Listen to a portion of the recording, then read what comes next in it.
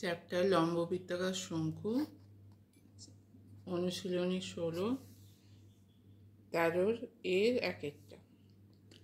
একটি লম্ববৃত্তাকার শঙ্কুর তির্যক উচ্চতা হচ্ছে 15 সেমি এবং ভূমিতলের ব্যাসের দৈর্ঘ্য 16 সেমি হলে শঙ্কুটির পার্শ্বতলের ক্ষেত্রফল।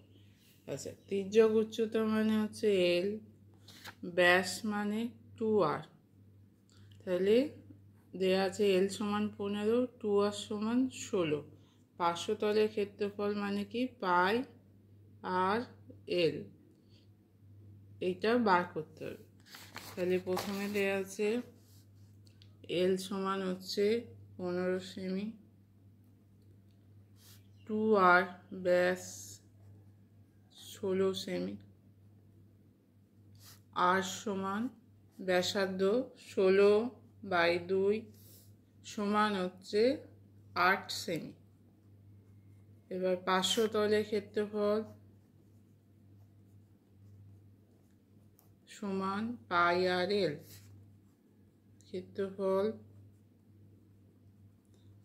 সমান হচ্ছে পাই আর এল। এখানে উত্তরে আছে পাই দেয়া আছে, তাহলে পাইটা যেমন আছে থাকবে, আর এর মান আর এল এর মানটা বসাবো। তাহলে পাই যেমন আছে থাকছে, আর হচ্ছে এখানে 8, এল হচ্ছে 15, সমান হচ্ছে 120। 8 আর 15 গুণ করলে হচ্ছে 120 পাই বর্গ সেমি।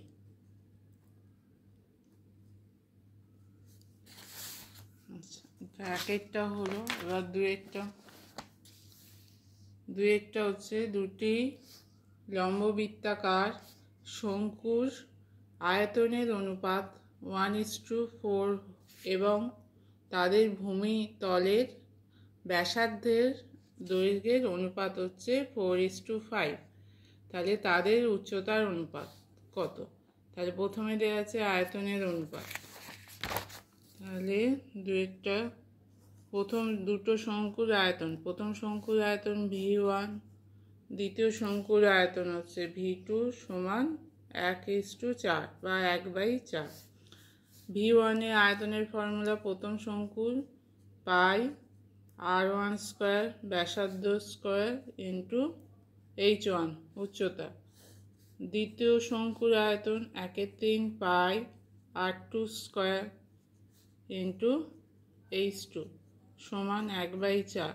তাহলে এখানে 1/3 কাটছে, পাই কাটছে, তাহলে এখানে আসছে r1/r2 whole square into h1/h2 সমান 1/4।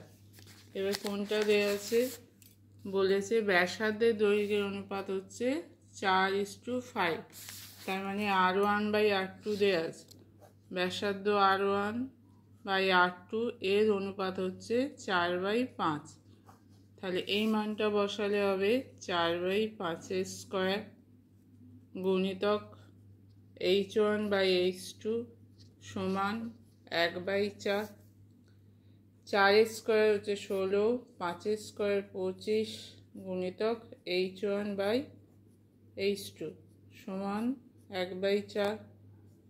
h1/h2 সমান 1/4 গুণিতক 25/16 সমান কত হবে? 25/4 গুণিতক 16 64।